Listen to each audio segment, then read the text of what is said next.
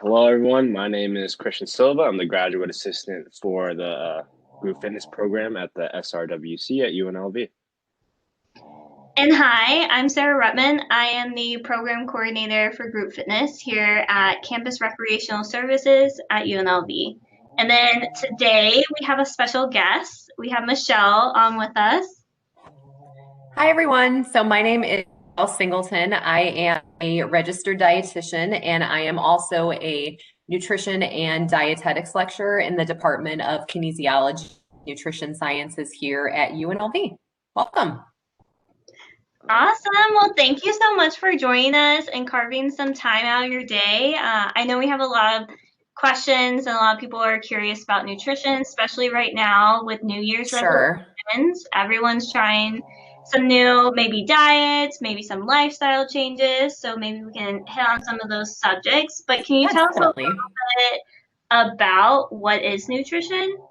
Sure. So that's a loaded question, actually, I think. So when you really think about what nutrition is, or, you talked about New Year's resolution, right now people working on their fitness, they're working on their nutrition. So when I think about nutrition and how I think that, we should really try to look at nutrition is it's what you are putting in your body to fuel yourself. We're not necessarily saying, well, this is what I'm eating because I want to lose weight or because I want to gain weight. Maybe those are some things that end up happening, because of what you're putting in your body. But we really do, I think, want to focus on more of that lifestyle change. What are things that we can be implementing to have really good health? I try to look at, every time that we're eating and that it's some sort of an opportunity to be, doing right by your body, like fueling your body, making yourself feel good. So what are the macronutrients, the carbohydrates, the proteins, the fats? What are the micronutrients, the vitamins, the minerals? What about water? What's everything that you are putting into your body? I am very much also a registered dietitian who is for body positivity. So I like to say I'm not the food police. So I will never tell anyone that there is nothing that they can't eat unless you have a severe food allergy and you could potentially, go into anaphylactic shock because you eat this certain food. But eating should be pleasurable. Eating should be enjoyable. I think that eating and nutrition, yes, it's definitely for health, but again, it should be fun too. There are things that you eat that might not necessarily be, healthy for you, but do they taste good? Like, heck yeah. And I think that we should be able to include those and be okay with including those too. Yeah, for sure. I think everyone always thinks they need to cut out and be super drastic in the very beginning, but those small changes really helps. Like even just cutting out, maybe if you drink 3 sodas a day, let's just cut that back to like 2 and then cut it back a little bit more or something like that. So just kind of doing improvements like that. How else do you think someone can improve their nutrition to kind of make it a lifestyle change gradually instead of drastic? Yeah, so I think you hit the nail on the head looking at gradual versus drastic. So let's look at like maybe someone's New Year's resolution, for example, of I want to lose 30 pounds. You know what? That's a great goal, that you want to lose 30 pounds. That's a big goal. That's kind of the end result. So what are some things that we're going to do in the meantime, over the next couple weeks, over the next couple months to get you to that big goal of I want to lose 30 pounds. So in a nutrition assessment, or I think just as you're asking people questions, or as maybe they're asking themselves questions and just doing some self-reflection, it's like, okay, well, do I eat breakfast in the morning? Well, no, I don't. Okay, so how does that make you feel as you go about the day? Well, I don't eat breakfast in the morning. And then sometimes I end up skipping lunch. And then by the time that I get to dinner, I am just so super hungry that I have the best intentions, to be eating, maybe what my meal prep was or making a healthy meal, but I eat that and then I eat, a whole bag of chips because I'm just so hungry. It's like my eyes are bigger than my stomach. I don't care, what goals that I had. I'm going for the chips or I'm going for the cookies. So, maybe it's just thinking about, okay, well, why aren't you eating breakfast right now? And I kind of like to go a little bit more, a little bit deeper too, and kind of know the whys behind what are some of the things that either we do or we don't do. And maybe it's like, well, I'm always waking up late and I'm rushing out the door, so I just don't have time to make breakfast in the morning. So I think it's, you have to meet the person where they're at too. And I think about, well, what are some easy things that we could maybe implement? Could you do something the night before to have it ready to go? Is it maybe something, some quick things? Is it, a protein bar and a piece of fruit that you just grab on the way out the door? Could we implement this, maybe even 2 times a week? Because I think that that's another thing too. It's like, okay, I have to do this 7 days a week, or I have to, do it every day for 2 hours. It's like, no. Like, let's start small. That can be an issue though, too, because I think that sometimes we're so programmed to it's all or nothing. And so kind of also taking that step back and saying, you're not a failure if you just decide to do something or work on something 2 or 3 days a week. Let's get that momentum and let's make that a habit, and then let's kind of build on it from there. So there's so many different directions that you can go. And it's hard to, I think, when you see a lot of various things on social media and from your friends and, websites and blogs and this and that. And so that's why I always encourage a person, even if you just have some basic questions, that if you have the opportunity to meet with a registered dietitian or talk to someone about nutrition who's educated on the topic, take advantage of that opportunity, and just your mind will be blown. So Yeah, I would say like the best thing I ever did was just take a basic nutrition course when I was in my undergrad. And that's kind of like what set me on my course as well too, is because I took one and I was like, wow, like, this is something that everyone should learn, just like finances, just like how to manage money, how to do pretty much adult life things. Yeah, I know. Can we just have a class that's just called Adulting 101, and then we'll just talk about all of that in there. I'm for that. So I am too. I still need to learn how to adult even right now. Oh, I know. I've been adulting hard lately, and we're on the struggle bus big time over here sometimes. So I feel you. I definitely liked how you were saying like you don't even have to do it like 7 days out of the week, that you talked about just a small simple goal of like 3 days a week or 2. And for me, like, I'm not a huge breakfast person. People are like, oh, what did you have for breakfast? But I think in the mindset when I was younger, I thought breakfast was eggs and bacon and toast and like this big extravagant thing. And I was like, that doesn't seem appealing. But I liked how you suggest, a glass or a bottle of water in the morning, and then also adding like a fruit to that and a granola bar. Like that would be something that I could realistically be like, oh, I could eat that. Normally I would be like, no, like breakfast is just not appealing to me. So yeah, some people, I think, like I'm one of those, like I love breakfast food. Do I have time in the morning to put that whole, smorgasbord together? Absolutely not. So, and some people also, they cannot stand breakfast food. They hate pancakes, they hate eggs. So something that I always recommend is that honestly, it can be leftovers from the night before. It can be something savory. A big component, I think, is for you to ask yourself is, do I have some sort of carbohydrate food that's going to help to give me energy and kind of set me up for the day? And do I have some sort of protein and fat food that's going to help to fill me up and to kind of give me that satiety, so kind of make me feeling good, so that satiety is like, okay, like I ate something, I feel comfortable, I feel really content. So something like some grapes and a piece of fruit. Or if you wanted to do like a tortilla or a wrap with some hummus and some vegetables in it, or like my standby that literally takes less than 5 minutes to make is a peanut butter and jelly sandwich on whole wheat bread. Like I could eat that all day long, 360 days a year, and I'm set for it with a PB&J. So it does not have to be gourmet. It does not have to be challenging to work for you. You don't have to be, a chef, to make nutrition work for you, or to implement these tiny things into your life. Like I said, a PB&J. I mean, my 4-year-old knows how to make a PB&J, so if she can do it, the college students, you all can do it too. So.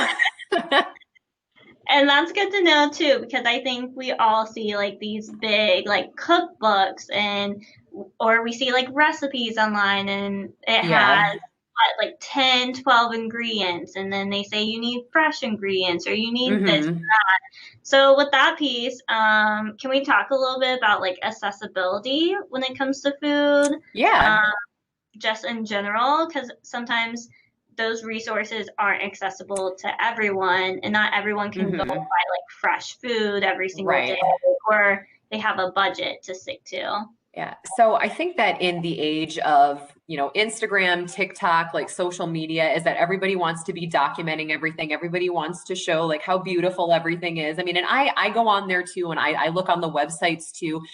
And for me, I almost get a little annoyed when I'm like, okay, like stop showing me all these pictures, stop showing me all these videos, like just show me the dang recipe so that I can put that together. And then when you finally get to the recipe, it's like, okay, I need you know, Italian flat leaf parsley, or I need, you know, 90-10 grass-fed ground beef. And it's like, well, I don't know about you, but I don't know if I'm going to be running out to the store to get all those ingredients. Do they have those ingredients? How much are those ingredients? So, you know, a lot of times it's intimidating, right? Like you finally find like a good recipe that you really like, and it's like, oh my gosh, I can't do this.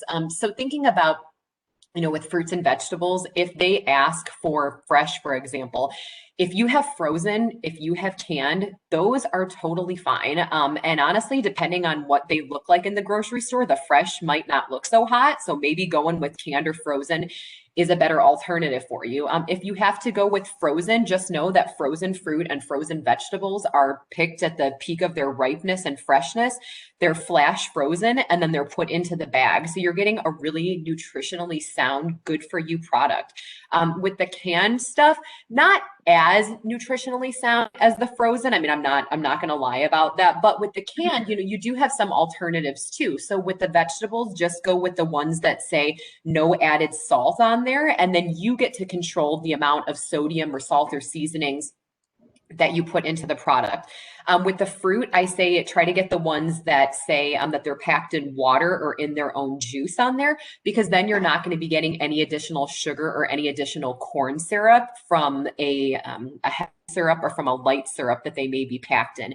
And really, regardless of what store that you're going to, if it's just like a corner market or something around the corner, or if it's like a big store, if it's like a Smith's or even like a Costco, and if you're you know, able to go to like a farmer's market when we have those available, whether it's in person or whether it's just a drive-through, you know, those are all things that you can be looking for too.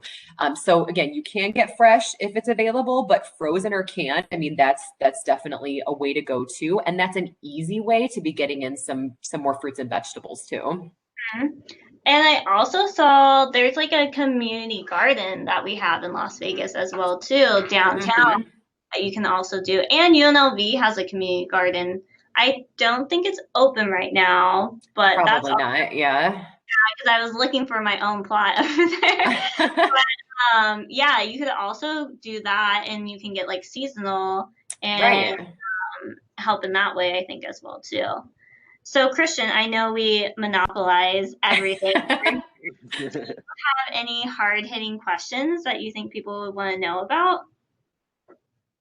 I think we emphasize the importance of sustainable long-term changes, which is great. Yes.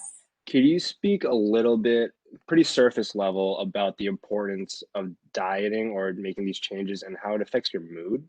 Yeah. Because the words happy and losing weight or dieting, I feel like never go hand in hand. So that's something I always like to emphasize. Sure. So you bring up such a good point, and about how happy and dieting, how they are totally apart from each other. And so I think that when you are kind of going into this, and when you're saying, okay, well, I want to go on a diet, it's really thinking about, okay, I need to change my mindset around this first. And as I'm talking about this, and as y'all are listening to this, this might sound really foreign to you. And believe me, it is not something that your mindset is just going to change in an instant. It doesn't change overnight. It's really something that I think needs to be talked about, needs to be discussed, because you need to change what your thoughts are around this idea of dieting. So I've said it before, I've said it again.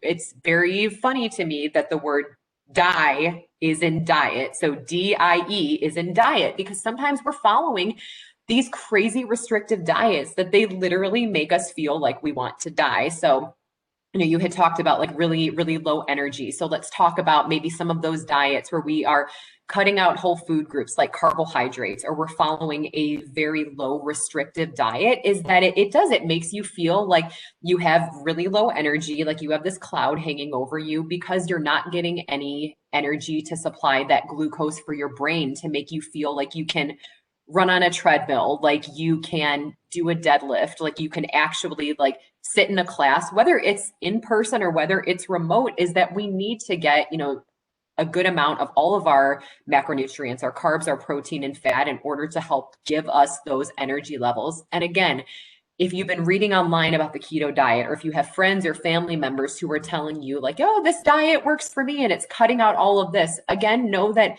nutrition is not one size fits all and that it's so individualized. And again, that's where I would really encourage you, if you're, if you have questions after watching this video, or if you were inspired by anything that we talked about, is think about talking to someone and making an appointment with a registered dietitian. And it's okay to delve into some of those mindset questions too, like this is how I have felt, or this is what I've thought, about nutrition before, and what do you think about that, and just to really get a professional's opinion. So Definitely, everyone responds so differently to food, so it's, yes, but just like you said, not one size fits all. Mm-hmm. I think we hit most of our topics. Should we hit some of the Q&A questions we got? Yeah, go for it. One of the questions we had are, what are the best pre or after workout snacks? Yeah, that's a great question, a question that I get asked a lot. So I think for pre-workout is that you need to think about, well, what is my goal? Like when I'm going into the gym, is that obviously I want to make the most out of this workout, right? Whether it's cardio, whether it's weightlifting, whether it's something that's more mind body like yoga. So I always recommend something that's going to be a little bit more quick burning carbohydrates to help give you like that energy to help fuel you through that workout. Again, does not need to be anything crazy. It could be a piece of fruit. It could be some of that canned fruit. It could be a squeezy little applesauce packet, something that's quick, that's easy for you to take on the go. It could be, some of a Gatorade. It could be half of a bagel. It could be a banana. So I really try to go more towards carbohydrates because that's going to give you some more energy after the workout. So this is going to be maybe one of those mind blown things, or people are going to hear me talk about this and be like, no, that's not what I've heard, or that's not what my friends are doing. But I know that we love the protein drinks. We love shaking up our shaker cup after the workout. So when we think about some of those commercial protein powders, and I've looked at the labels too, because this is what I've done day in and day out in client appointments before, is that we'll look on the nutrition label and we'll see, okay, it's mostly protein, barely any carbohydrates, and that we know that after you finish up a workout and you have used up that muscle glycogen or that stored up carbohydrates in your body, you need to replenish that, right? So we need to be getting in some amount of carbohydrates and just a smaller amount of protein afterwards. So carbohydrates plus protein, you put them together, that's what's going to be best for after a workout. So something that I really like to recommend, it's something that's easy, cheap, tastes good, is chocolate milk. So 1 cup of chocolate milk has about 28 grams of carbohydrates and about 7-8 grams of protein. So it has roughly a 4-to-1 carbohydrate to protein ratio. So we got more carbohydrates in it because we got the sugar from the chocolate, right? So that's what's making it taste so good. But we've got carbohydrates, we've got protein, calcium, vitamin D, we've got electrolytes. So it's something that's really going to be great for helping to replenish that muscle glycogen. If you don't like that, just thinking about what's something that you could have that's going to give you some carbohydrates and some protein. Maybe it's half a bagel and a string cheese, or it is, a piece of toast with some peanut butter and a banana and maybe a small glass of milk. And I know that when I've been in some other places before, you see like the smoothie shops, and, so I think that that's important to look at too, is that look at what you're actually consuming following the workout. Did you burn off enough, or did you, I guess with your workout, like, do you need to be consuming like a 600 calorie shake that has like 30 grams of fat and like 50 grams of protein in it? Probably not. But again, nutrition is not one size fits all. So that's where it's like, ooh, like I'm doing that after my workouts. Like that's an opportunity to talk with a registered dietitian, and then they can definitely assist you, I think, with figuring out what is the perfect pre and post workout snacks for you. So does that help, do you think, to? That was great. Full Okay. circle. So our next question we had is, how can we increase our fiber intake? Yes. So I think we definitely need to think about, well, how many grams of fiber do we need anyway? So adults are going to need between 25 and 38 grams of fiber a day. Women are going to be on the lower end of that, and then men are going to be on the higher end of that. If you're not eating a lot of fiber right now, number one thing that I say is don't go from 0 to 60. Don't all of a sudden whoosh, like increase your fiber intake, because then we might have some issues where we're going to be in the bathroom a lot more frequently, and that might not be so fun, especially if we're in the gym, depending on what we're doing. But with fiber, so thinking about fruits, vegetables, whole grains, and then beans and lentils, all of those types of foods are going to be giving you a lot of fiber. And then don't be afraid of the skin or the peel.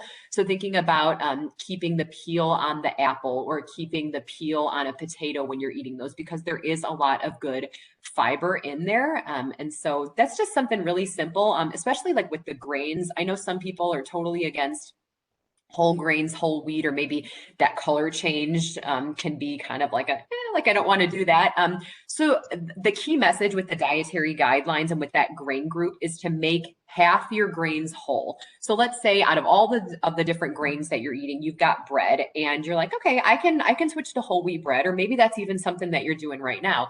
But some people still just do not care for whole wheat pasta, and that's totally okay. So then you're just going to stick with the regular white pasta. But if you can switch over to a whole grain couscous, or if you really like quinoa, or you like whole grain tortillas, those are some changes that you can make. And again, baby steps, start small and then build on that. Don't feel like all of a sudden you need to be throwing in all of this whole grain stuff. Find some changes that work for you, but that work for your lifestyle, for your family, for your budget too. And yeah, that's, an easy way I think that people can make it work. I could really feel you on that whole grain pasta talk over there. I just made some the other day for my family, and I loved it. I was like, oh, this is not bad. Like, it's not what I thought it would be at all. I really enjoyed it. And then my other half family was like, can you go back to cooking me regular pasta? Funny. And I was just like, okay, so sorry. So I actually have a suggestion for that too. So if you are thinking about making the switch, and really this, I think, is whether you are single, if you have a family, if it's just you and your sweetie, again, I always recommend starting small. So if you usually do like a regular white pasta, get a box of that, and then get a box of the whole wheat or the whole grain stuff. And if you would usually make the whole box, do 3/4 of a box of the regular pasta, and then do a quarter box of the whole wheat. And so kind of get them used to that with whatever kind of sauce or toppings, or if it's used as a side, just however, and, do that for the next couple times.